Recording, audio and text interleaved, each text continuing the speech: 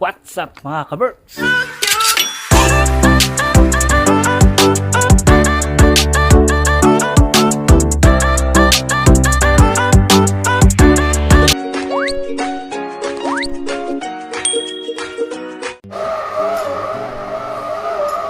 Morning mga kaberks. Deliver tayong siopaw. Apat na order sa akin yung siopaw. Di-deliver ko ngayon. So, shoutout kay Gilbert Content. Nagawa si Jen ng siopaw. Nagmamasa siya ulit ng tinapay. Ng siopaw. Aga-aga ko nagising, 5:30. Umaga ka na matulog eh. Mas maaga ako nakatulog kagabi. 11 ako natulog na. So ayun mga kabers, yatin ko itong siopaw ngayon sa Expo. Saan ka ba kami pupunta? Sa Expo. Expo? Mga 30 minutes. Yan. I-deliver natin to doon. Sayang din, extra income mga kabers. So yan.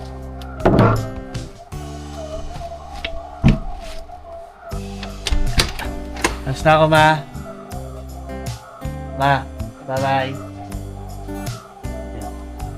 Hindi ako marinig kasi maingay na sa... Yun, madilim. Madilim dun sa... Madilim, maingay dun sa... Kusina.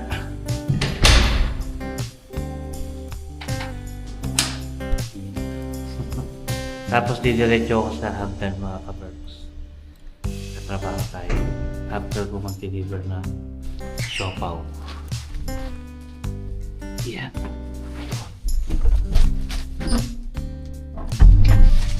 So yan. Update ko kayo mamaya pagka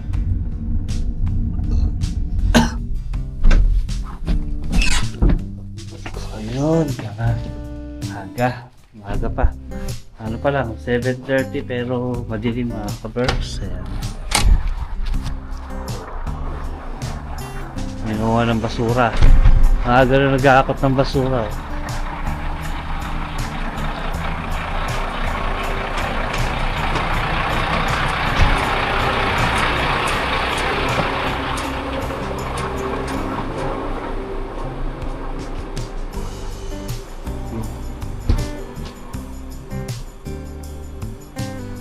Diba mga kaberks? Maga, hataw. Good morning mga kaberks. Yan. Tinugtungan ko lang yung vlog natin nakaraan kasi hindi ko nasundan. So ito na yun. Dito na yung karugtong. Deliver tayong siopaw. Maaga yung mga naghahakot ng basura ngayon. No?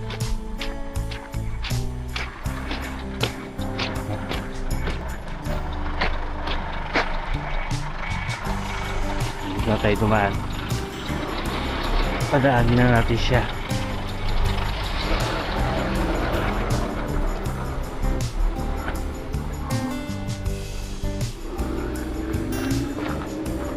Yung mga pailaw dito sa amin mga kaberks, no? Daming pambayad ng kuryente, no? May ilaw ng poste, may ilaw pang ganyan, no?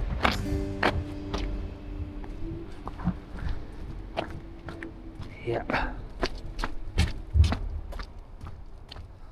Diba? So yun mga kaberks, update ko na lang kayo mamaya. Na-deliver ko na tong siopaw. So, see you later mga kaberks.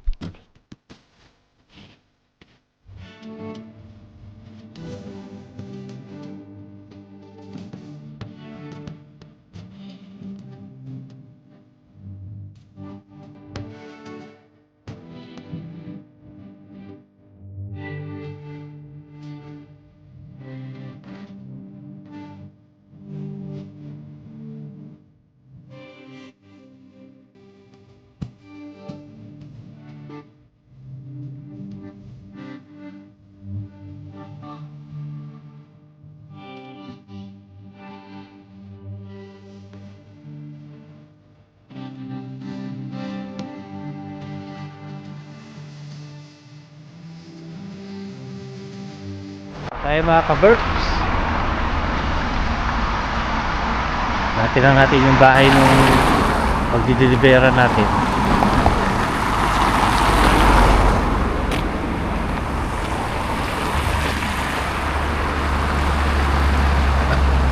Ito yata yan.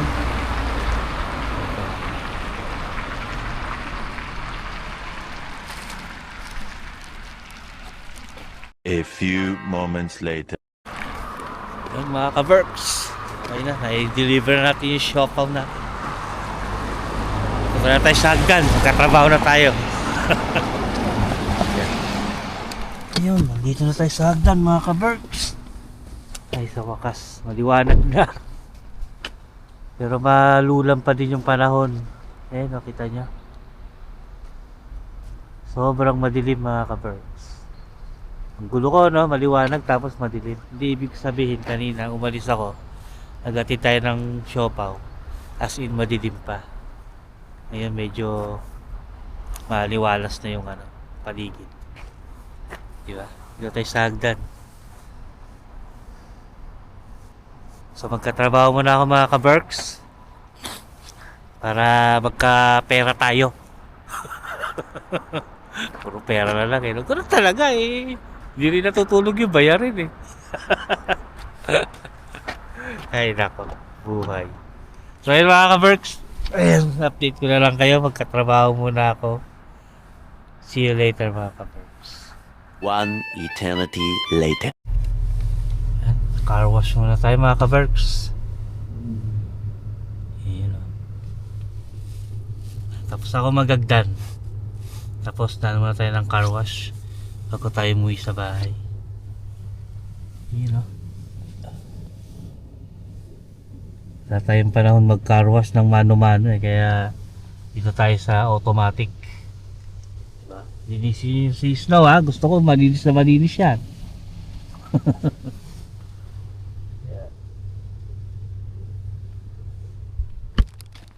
Dito na tayo mga ka-Berks. Wala na yung snow na. Tunaw na. Sabayan kasi ng ulan eh. Yung nakaraang araw, Sabado, namumuti na yung pilan. Ngayon, wala na lang. Ano pa lang yung mga ka-Berks? Parang patikim. Patikim pala yung snow na yan. Pakunti-kunti lang. Nagbawas lang siya. Yan. Ang ganda na dito sa amin mga ka-Berks, no? Dati-dati, bako-bako yung kalsada. Ngayon, ang kinis na. O, di ba? Ang kinis na. Smooth na smooth. Pero makatagalan yan. Pagka nakayod ng yelo, ba, nagyayelo na, tapos kakayurin na, magagasgas na rin yung asfalto na yan. Parang tao lang yan eh. Halimbawa, sa trabaho, bagong pasok, siyempre, smooth yan. Mabait eh. Smooth na smooth. Pero pag tumagal na, gumagaspang na. Wala akong pinapatawan mga ka-Berks, ha? Joke lang yun. Pero totoo yun, nangyayari talaga yun. Ay, nako. So, yun mga ka-Berks. Kaya pa tawag ng tawag si Jen, namimiss na ako. Nagugutom na yung gusto na kumain kaya tawag ng tawag. Ay, kakain muna kami bago pumasok sa work mamaya. Ayun, ang ganda sa amin, no? Smooth na smooth talaga eh, oh. Ang ano lang niya, madulas. Pag nag-frozen, sobrang dulas. Kaya delikado sa mga matatanda. Puro pa naman matatanda nakatira dito sa amin mga ka-Berks. Ay, nako. So yun mga ka-Berks, akit ako sa taas.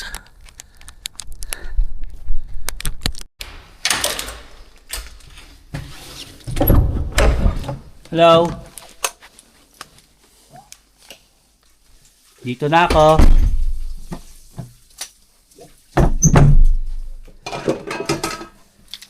Oh, tawag kang tawag, nandito na ako. Miss na miss mo na naman. Tagal mo eh. Miss mo na naman ako. Pag nandito naman ako, inaaway mo ako. Pag wala ako, hanap ka ng hanap.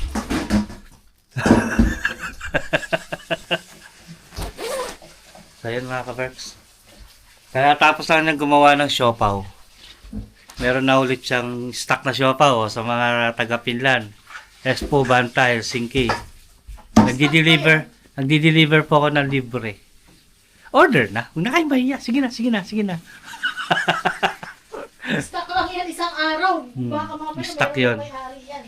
Naka-deliver ko lang ng 4. Tapos meron na namang stock si Jen. So, order na. Huwag na kayo mahiya. Sige na. Ano pa yun? So, ayun mga ka-Berks. Bibis lang ako. Kakain na kami ni Jen. The next day. The next day. The next day. Dito na ako sa bahay mga ka-Berks. Magluluto ako ngayon ng hipon. Ulam namin. I-ano ko lang to. Parang halabos lang. Tapos lalagyan ko lang ng butter. Pero kailangan ko magluto ng 2 ulam ngayon. Yan, binili kong giniling. Kasi si Sam hindi kumakain ng hipon. Ewan ko sa kanya. Alam niyo ba ang tawag ni Sam dito nung maliit pa siya? Ipis daw. Hanggang ngayon, ay kumakain yata siya ngayon. Pero ano lang, hindi siya yung kinakain talagang nakaka-uulamin, ganun. Tumitikim-tikim siya, pero hindi yung kagaya sa amin na pag kumain kami ng hipon, ay kakain talaga kami. Sa kanya, hindi. So, lilinisan ko lang to. Tatanggalan ko lang ng bituka at saka bigote.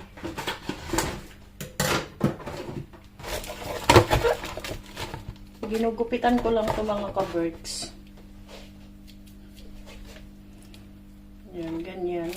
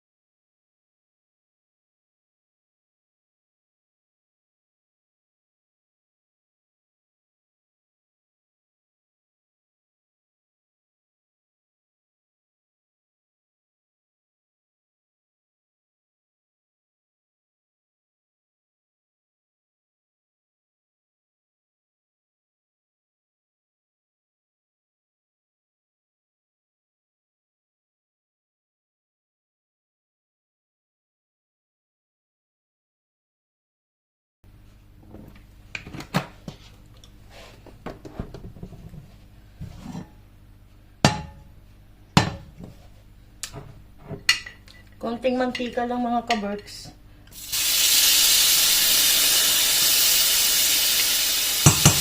Sabi ko halabos pero hindi mahalabos ang mangyayari.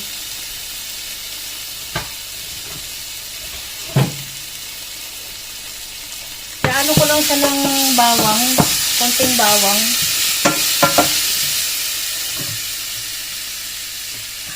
Then nilagay ko na.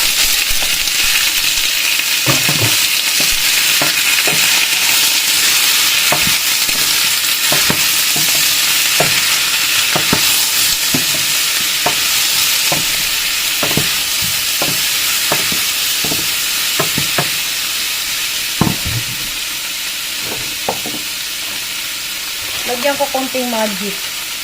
Konti lang.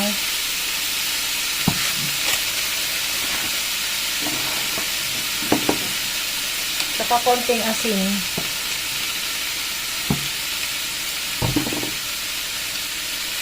Then butter. Ganito lang ito mga ka-Berks. Ganyan lang siya.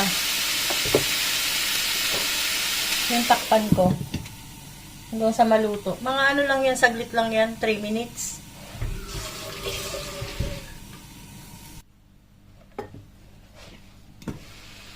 Haluin natin.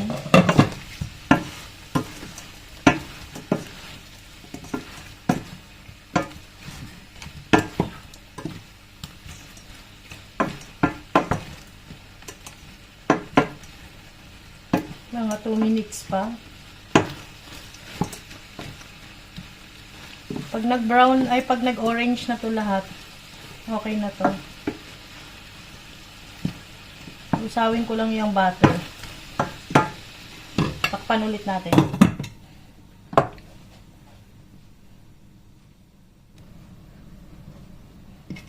Oops. Okay na to. Okay na to. See? Okay na yan mga ka-birds. Luto na yan. Next natin yung ating giniling.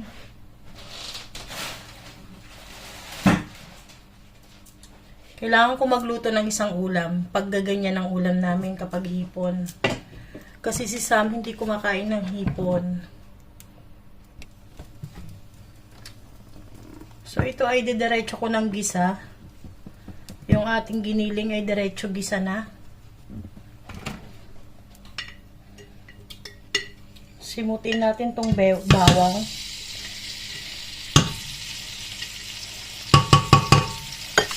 Dagdagan natin.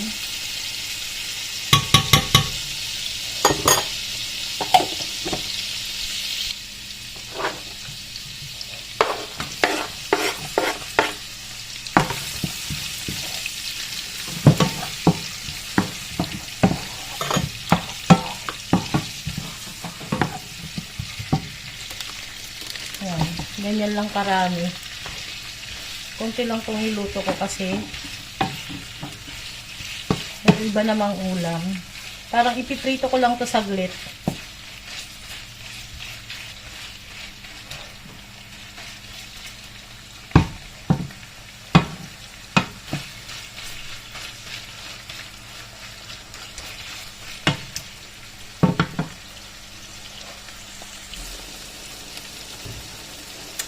Ayan na siya, naluto na. Lagyan na natin ng paminta mga ka-birds.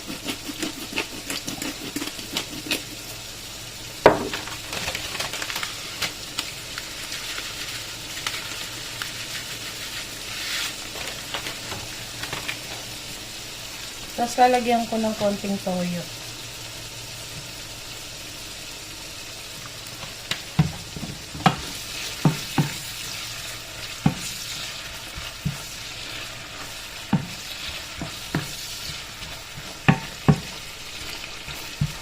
Pakukuluin ko muna to, lalagyan ko ng tubig para lumambot pa siya. A few moments later.